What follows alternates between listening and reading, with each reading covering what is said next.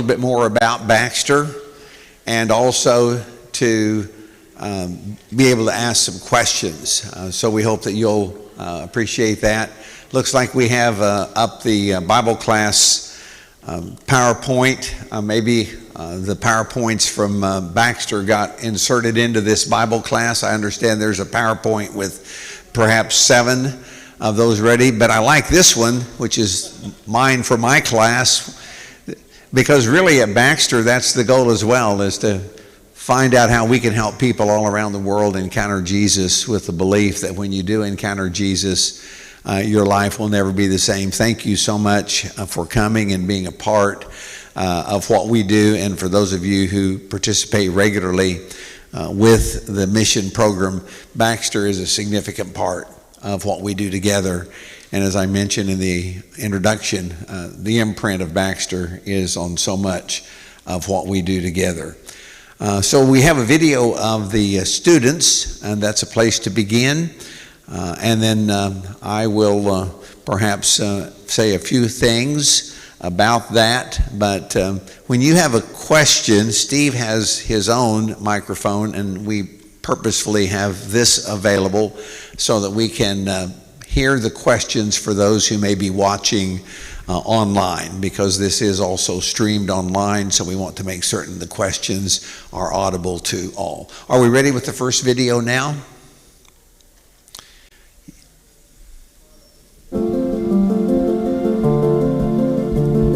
It's just a classroom setting. That's a Cuban.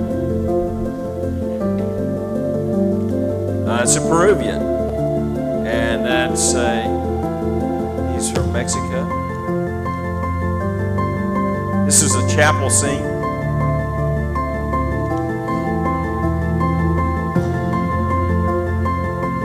The guy in the middle is our oldest student. He's 63 years old, from Costa Rica.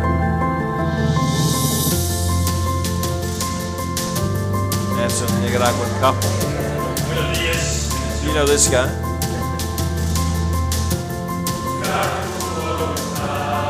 Is it Nicaraguan? His dad's a preacher in Nicaragua.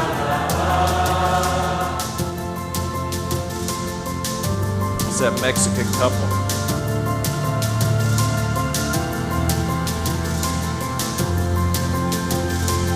And that's the dean again.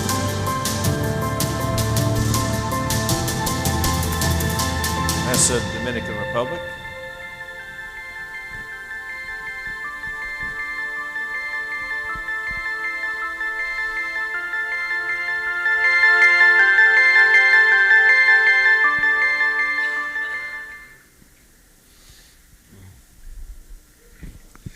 Well, the purpose of the first video is simply to try to give those of you who have not been to Baxter an opportunity to see something of what is there. There is so much. Those of you who have been there know, with the chapel on top, and then the library, which is constantly improved, and so much infrastructure that has been put together using technology, and so many resources that are available, along with the classrooms, along with all of the offices, which have also been recently renovated. So many improvements, so many things that are a part of what is there, but the heart of what is there is the students.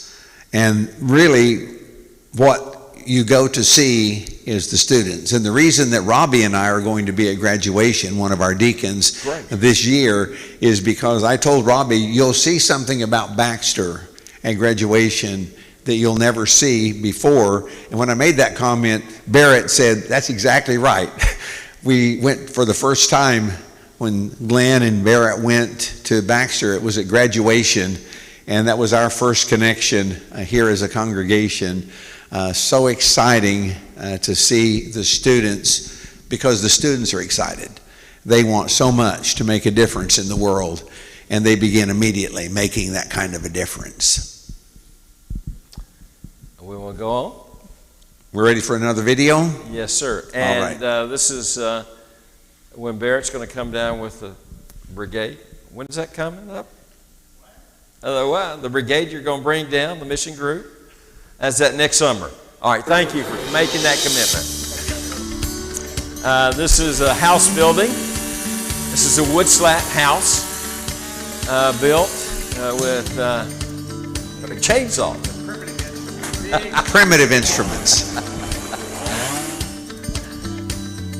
Oh, so pre-COVID, we had about 25 groups, and we were making 100 houses a year, which is quite a deal, because that's about a $2,000 investment in each one of these houses.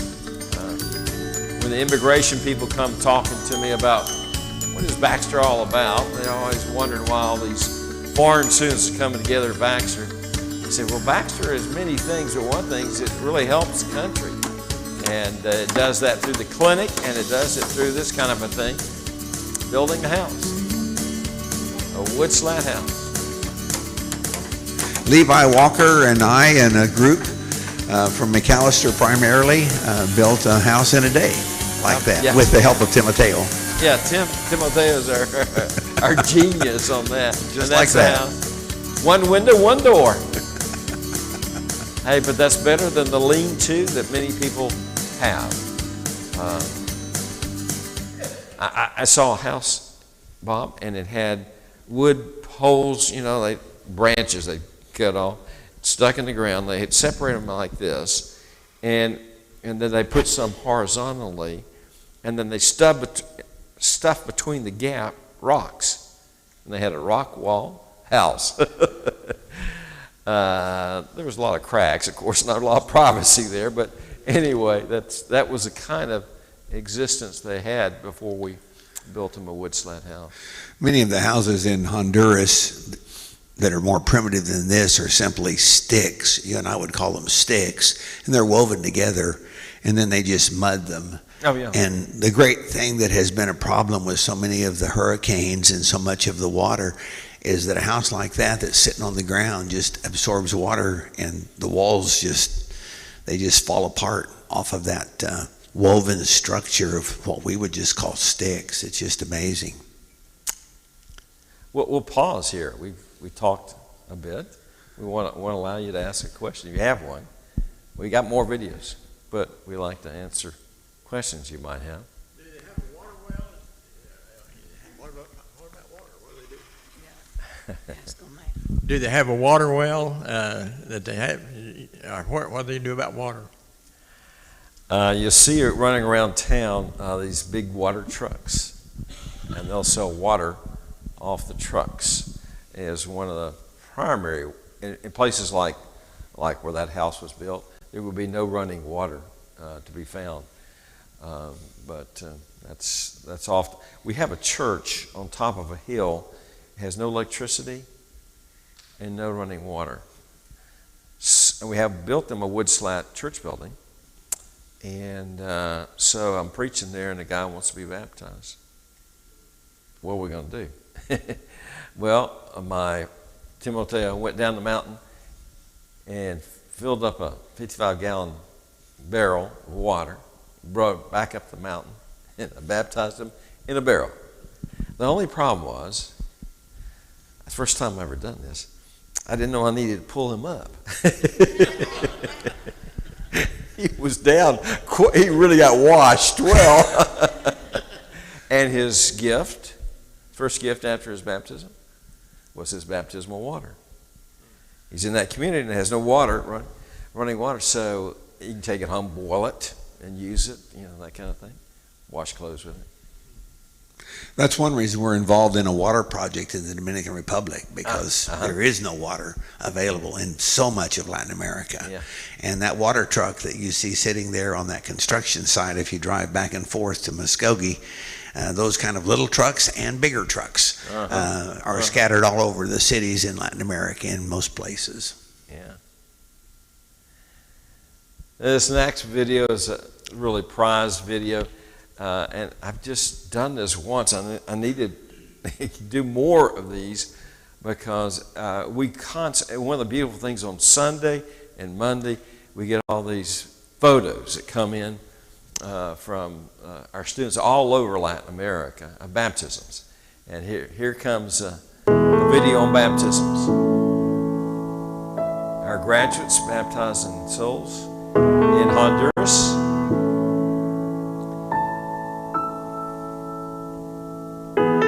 formal baptistry, right?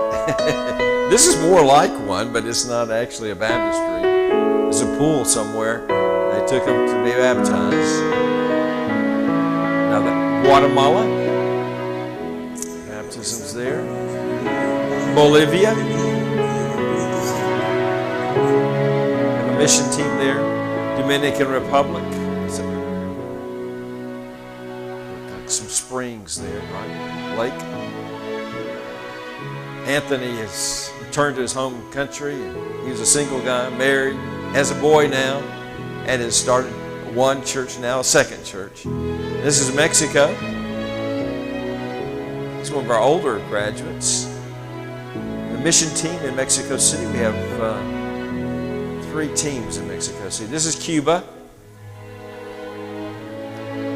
Cubans being baptized into Christ. This is a second mission team we had to Cuba. We have 3 mission teams in Cuba now. This is Venezuela. Venezuela has really had a tough time. This is Argentina, in Cordoba, northern part of Argentina, interior. One of our graduates several years ago. El Salvador is next door to Honduras. Our graduates, they're baptizing. This is Colombia. This is one of those stellar mission teams. They now have a church of 200 that have been there 6 years and just burning them. This is out in the Caribbean and off the coast of Colombia. That last one was in Santa Marta, where we work with the group, was it not? Yes. Yes. Yes, it so was. that was a baptism I've also seen on video with Pedro and the group that we support there in Santa Marta. Yes, yes. Questions now that you might. How many baptisms are a part of the campaigns? I know that each year, just on an average, I know that the students go forth. The students are at Baxter, the students that we help support, and they go forth into campaigns because on-the-job training. And what are the overall average results of those year after year? I've thrown out great big numbers, and I just need a corrective. There's a good story on that. The first one after COVID. So they go out and they come back so excited. They had 22 baptisms. So excited.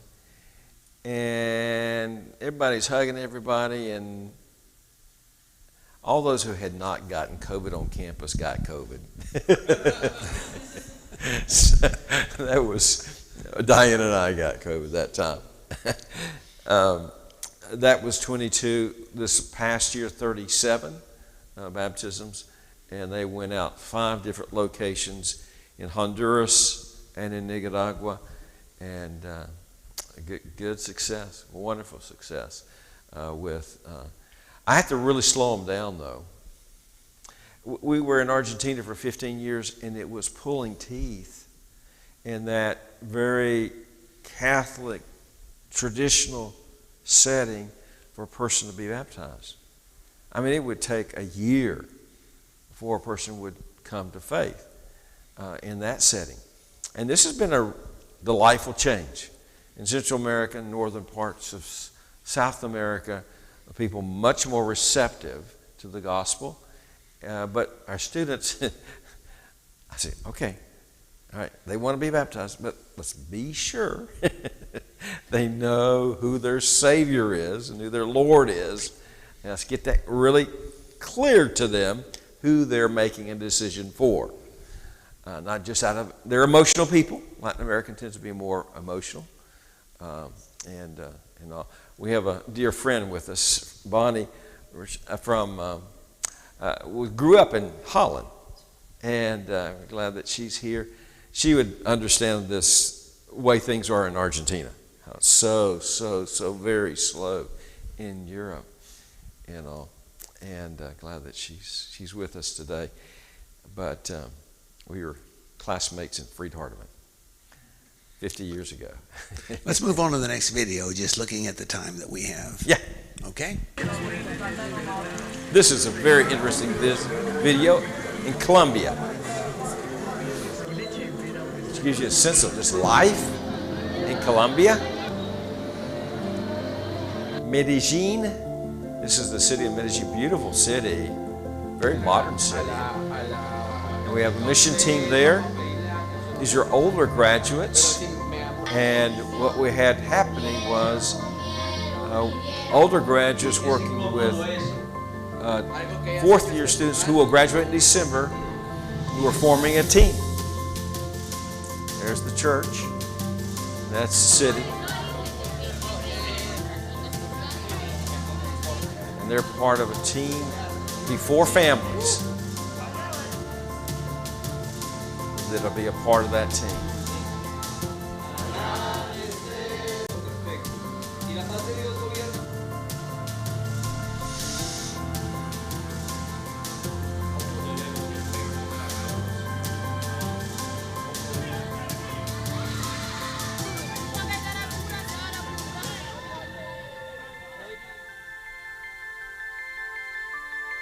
Downtown Medellin, I believe.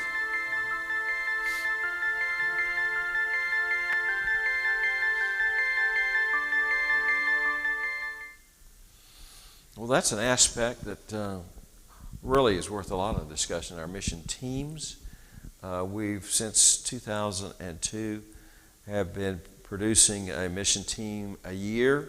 On average, this year will be 2 mission teams that will be in the graduating class. They're generally in this case will be 4 families in 2 families in the other mission team, and 2 single guys in that other mission team. One of the singles is a doctor from Mexico, medical doctor from Mexico, and he's engaged, so he'll soon be a couple there.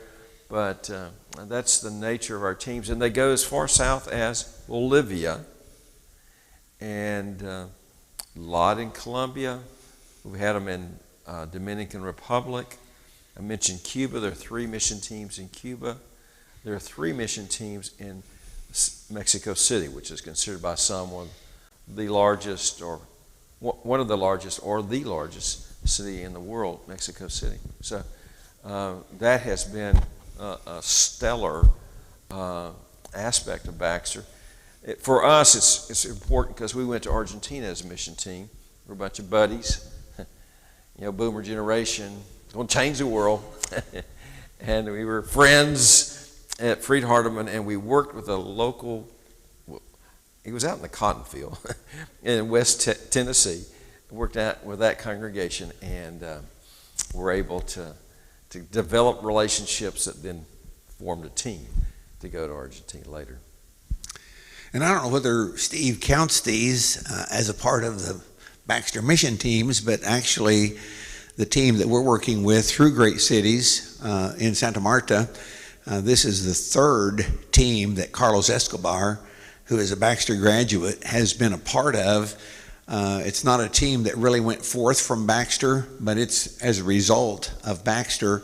And Pedro, our missionary, was actually contacted by that 2002 team, 2003 team that went to Bogota. And so this is kind of like 2nd generation and 3rd generation teams. So you start with an original Baxter team and you share a dream, and those teams continue to find new generations of teams that are reaching out into Latin America, Latin Americans, touching Latin Americans. My heart, let's train the nationals to do the work that needs to be done, because they do it so much more effectively than we do. Let's help them do it, help them do what they can't do for themselves. Baxter is a part of that story. Carlos Escobar's son, Daniel, is a 3rd-year student at Baxter, and he will be a part of a team. That's a different way of getting generations. Yeah, the son is. And that's not uncommon. We have probably 3 others who are children of, in fact, there were 2 Daniels, one from Mexico, one from Colombia, and they were kids running around at Baxter as 4-year-olds, and now they're Baxter studying 20 years later. So that's very special, that kind of a thing. We've got 7. I was telling Brother Walker that we have 17 couples wanting to come to Baxter. but we can't take them. We just don't have space for them. But it does say how people they're wanting to study, whereas by contrast, North America, nobody wants to go into ministry. It's in our Christian colleges, the preachers, they're just not there. It's sad, but in Latin America, it's receptive, and they're wanting to go into ministry. So we're very excited to be in that setting, that kind of a setting, positive setting. Another video. What time we got? We got 2 minutes? Maybe 7. Next video. This is a nice aspect of Baxter, our clinic. And this is a nutrition program we have, and the families go through a medical dental evaluation every 3 months, and they are given food if they're in the nutrition program. And this is mama's getting their food staples.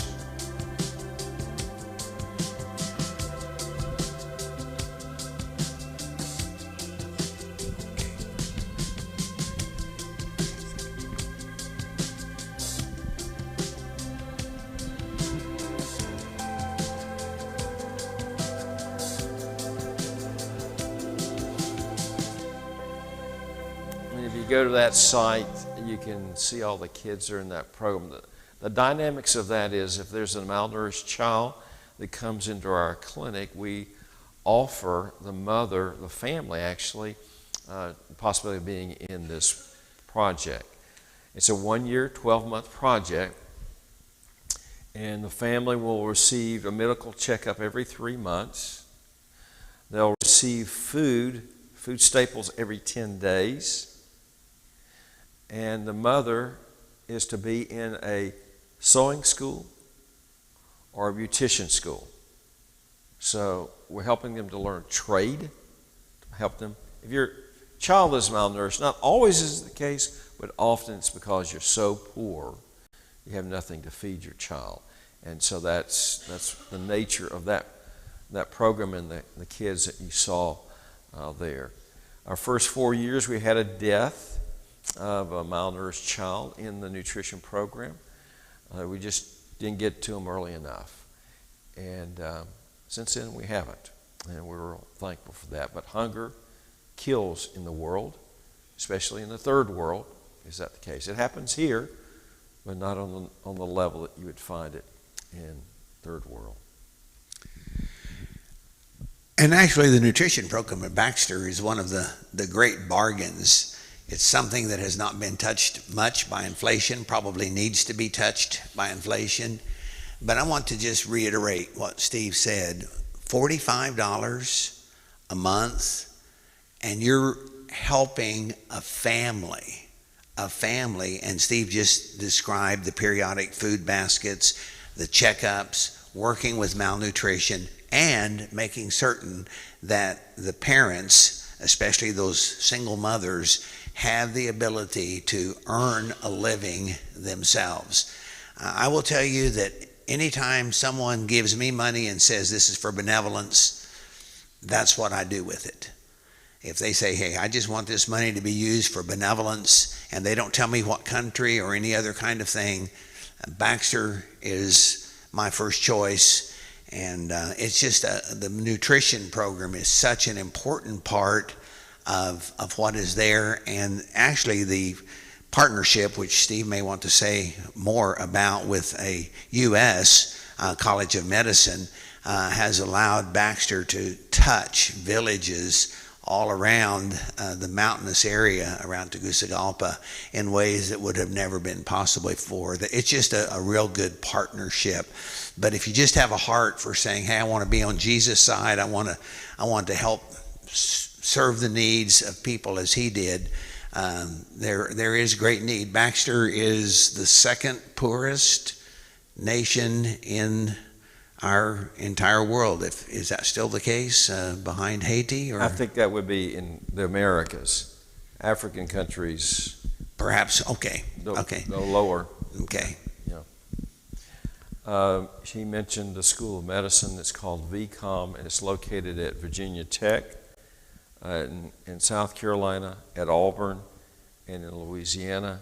And it is a school that really focuses on like the Appalachian areas, the really poor areas in the United States, and tries to train its students, its doctors to go into those areas and to work in those areas. But they come down with brigades, and they just finished up one, and they go out into the really poor areas where people don't have access to a lot of medical attention, and they'll see 200 people in a day, that kind of a thing, in those brigades. It has also come down and have the students, 3 or 4 students will come and stay. People ask me, what about going to Honduras? Isn't it dangerous? We got these medical students that come down, and we've lived there for 11 years. So it's workable. It's not that difficult to live and be safe in Honduras. But they'll live on campus, and they'll work in our clinic, these 4 or 5 med students, and then they'll go to the national hospitals. We've really improved our clinic, and so now Unitec, which is a private school of medicine in Honduras, are sending their students to us to do their practice at Baxter. So we're getting a lot of help and assistance in that respect. And one of the things that was so impressive to me, just to kind of clarify, well, why would students from a U.S. medical school be going to Honduras? When we wrote that articulation agreement back in 2004, 2005, VCOM is one of the few U.S. medical schools who actually has a medical missions track or a missions medical track. Just incredible that they're committed to that kind of thing. Let's say something about, while we're in the clinic, let's say something about Hope to Walk. Oh, wow, yeah. In 2015, a guy showed up on campus, and he says, I've got this third world prosthetic leg. I've never done it in Latin America, but I want to see if it'll work here. And I said, well, let's give it a try. And we gave him a little bit of space. And so the first candidate was a lady 55 or so who, because of diabetes, had lost her leg, and she got a leg. And she kind of walked, But a month later, on Facebook, I saw her dancing with her granddaughter in the kitchen. And so these prosthetic legs work. And so we've made 700 of these in the last 7 years. So it's kind of over the top. It's a very simple leg, but it works. And we service the legs that we make. And we now have 2 of our staff who are trained to make them. We're dependent upon a brigade to come in down out of Virginia to do these, but no, now we're doing them every week with our own people. So that's a real positive thing that we've got going on in the clinic. We're doing cervical cancer screening. That's the #1 killer of women in Honduras, and so we want to try to help there with that issue. Well, the good news for you out there is that Barrett has somehow miraculously multiplied the seconds and the minutes so that we still have 3 minutes left for you to ask questions, and we really do want to receive your questions. If you have questions or things to clarify, let's give this time to you, unless Steve or unless I think of something else that really needs to be said. Who has a question or a follow-up, something to clarify?